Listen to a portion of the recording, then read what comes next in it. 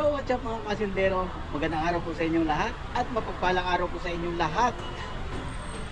So, eto nga mga kasindero, meron ako sa inyong isi-share. Ito ay Toyota Land Cruiser V6 6-cylinder turbo 2022 model. Ito sa lahat ng sasakyan palitan ng spark plug. So, yun nga, isi-share ko sa inyo mga kasindero. Baka sakaling maka-encounter din kayo ng ganitong sasakyan.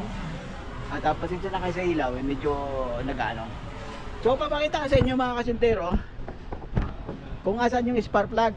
Ayan. Ay. Yan o, tingnan nyo yung spark plug. Nandyan sa sulok. Pambihira. Ay. Ayan, nandyan sa sulok mga kasintero. Ayan. Natanggal ko na yung isang coil. So may dalawa pa. At doon naman sa kabilang side may tatlo rin. Ganon din, napakahirap ng tanggalin. Yun, ipapakita ko sa inyo yun yung coil na dalawang natitira. Tapos ayun yung isa pa nasa likod ng evap port valve. So mamaya tatanggalin ko muna yung mga ano. At ayan nga pala diyan. Teka. Ito nga pala mga kasindero, itong bakal na ito, nandito ito sa ilalim, dito ito sa loob. Yan, nandyan yan sa loob. Yan, tatanggalin mo muna itong bakal na ito. Yan, nakabracket yun doon. So nakabracket yan. Tapos nakatornilyo naman yan dyan. Ayan, tornilyo na 10. Tapos dito naman sa ibabaw na ito 8 naman. Yan, tatanggalin mo na yan. Yan o. Tatanggalin mo na yan para may hugot mo yung coil. Ang kaso nga yung doon mahirap-hirap pa. So paano ba yung ilaw natin? Teka, i-adjust natin yung ilaw. Ayan, pagpasensya na mga kasintero. Yan lang ang kaya natin mabidyo. Yan, tanggal na itong isa. Hugot naman itong isa. Hugotin natin yung coil.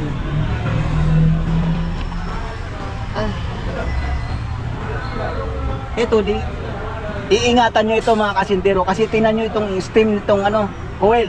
Napakanipis lang. Pagka nagkamali kayo na masikwat ninyo yung ganyan, mapuputol ito.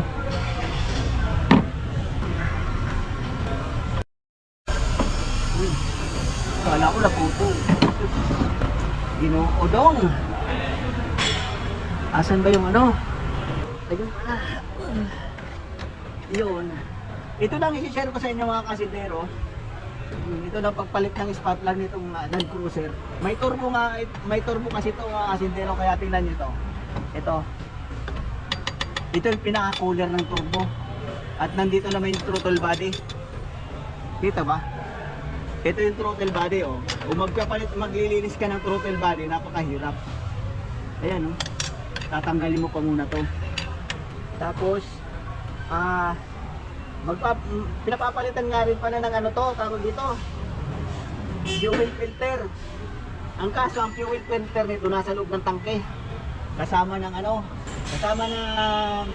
fuel pump. Ito, di bali na magpalit ako di bali nang tumanggap ako ng maraming Lexus LS 460. Isa dito sa sasakyan na ito. Oh. Ito kasi ang delikado dito pag naputol ito. Oh, igaganon muna ko po. Mahal pa naman yan. Nasa 400 yata yung 600. So ito nga mga kasintero, gagamitan natin ng telescopic. Yan. Gagamitan natin ito para madali natin mapihit ang range, spark plug range. Oh, ayan. Ano nga pala to? Ang size nito 14mm. 14mm yung spark plug. Hindi kagaya ng mga yung unang-unang spark plug 21mm. Tapos 16mm. Ito naman 14mm. Sobrang nipis lang. At itong spark plug na to mamahalin to. Ganitong spark plug yung maliit, mahal yan yung 4 na piraso nasa 500 mahigit, 500 real. pera natin sa pera ng Pilipinas, 6,000 pesos, 4 na piraso. Kasi yung mga ano, yung tawag dito, yung mga Camry na bago modelo, ganito rin ang spark plug. 4 na piraso, yun na nga, 500 mahigit, 520 yata, real. Tapos ito, nasa 600, 400 hanggang 600 yata ang isang piraso nito. Kaya pag ganina si Pop, nako po. Oh, ayan, spark plug. Okay lang, okay pa, pero basa siya ng ano. Mamaya tingnan natin yung iba, bakit basa.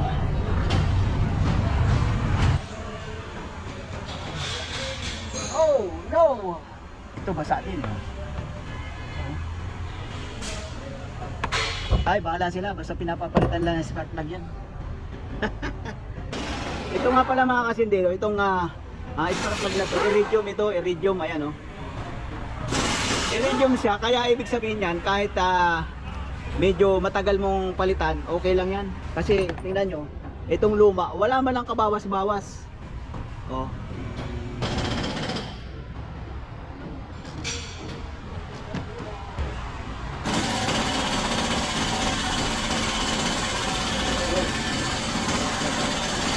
في كمبيوتر في بعض كمبيوتر سيارة كامري في لمبة انجن.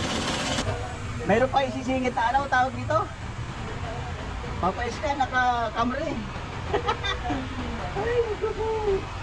Meron po may nag-iintay pa sa akin ng ano, yung binaba kong tangke. Mamaya isasama ko nga pala yung ano yun, sa video mamaya. Ang problema naman nung ano na yun, pag kinakargahan ng gasolina, nag-i-eject yung ano, nag-i-eject yung nozzle ng fuel. Di ba pag magkakarga ka ng gasolina, nagsasara. Ay, ako, mamaya papakita ko sa inyo. Ito pa nga pala mga kasindero, yung tinanggal ko kanina umaga. Ito, ang problema nito mga kasindero, pag kinakargahan ng gasolina, nag-i-eject yung ano, nag-i-eject yung nozzle ng gasolina. Ibig sabihin nun, yung ano, yung kung pwedeng sarado o kaya yung mga exhaust dito, parado. May nakita ako ito, tingnan nyo. Ito, tingnan nyo. Naipit siya rito sa lugar na ito. Naipit siya rito, ganyan ipit siya, tapos ito ring isa. Ito ipit din dito sa lugar na ito. Yun ang problema nito. Pinalitan, kaya lang wala namang makita ng bago, kaya surplus ang binili. Ayan. Mamaya ikakabit ko pa rin to. Pero tatapusin natin yung Land Cruiser. Land Cruiser talaga ang ating subject ngayong araw na ito. Ay naku, 1 oras na ako, kabilang side pa lang natatapos ko. Ayan o, di ko pa nga natatapos eh. So, naikabit ko na yung spark plug mga kasindero, tsaka yung mga coil. Ito na lang ikakabit ko, yun. Ditong hose na ito, dito sa ano to sa evap emission purge. O tapos itong bakal na to, kakabit natin. Tapos doon naman tayo sa kabila. Ito, andito yung battery. Kung matatanggal na naman sana to, ay matatanggal na. Yun, matatanggal ito. Ang problema lang, may nakaharang. Yun, natatanggal naman pala. Maayos. Yung sa kabila, hindi natatanggal eh. Yan, natatanggal natin. At pagkatapos, pakita ko sa inyo.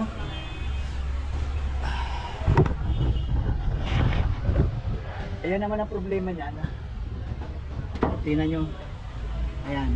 Ito yung isang coil. Ayan, medyo madali-daling tanggalin. Ito namang isang coil, nakaharang itong tubo na ito. Pero madali naman tanggalin yan. Tapos yung isang coil yun. Ayun, nakaharang naman itong wire na ito. Ito. Tatanggalin din yan. Dahil nandun, nasa ilalim oh. Ayan. Uy, medyo madali-dali dito sa kaliwa. Dahil natanggal yung ano dito, divider. Parang divider. So yun. Tanggalin na natin. Lala, lala.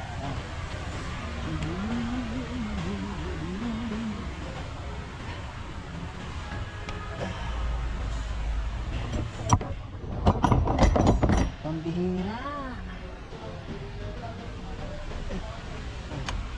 Ayun, tanggal na yung isang sakit. Isa pa. Ayun, tanggal na.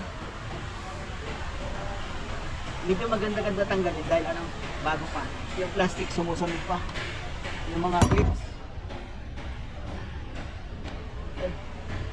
Oh, yan. Tanggal na yung mga sakit. Hahawanin na lang natin. Ating hahawanin. Ayan.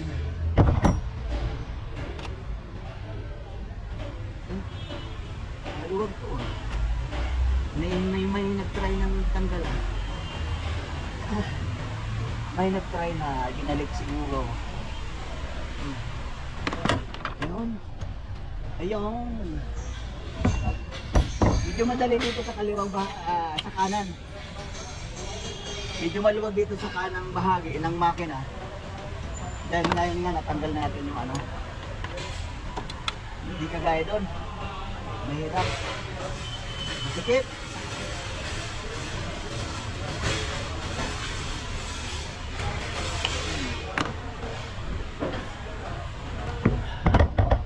Ito naman ang tatanggalin natin.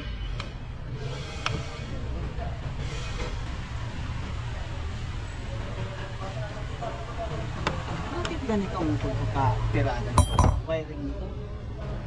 Ay naku, magpalit na ako ng ano, spark plug ng Lexus LS460. Huwag na lang ito. Kahit ilang Lexus LS460 palitan ko, okay lang. Huwag lang ang array. Ang bihira. Ayan. Isa.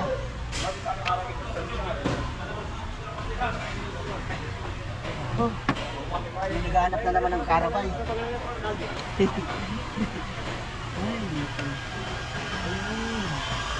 Hindi rin ilalabas ito. Kailan tanggalin ng ano ito. Kailangan nila tanggalin din itong bakal na ito. Ayun, sa wakas tanggal na natin.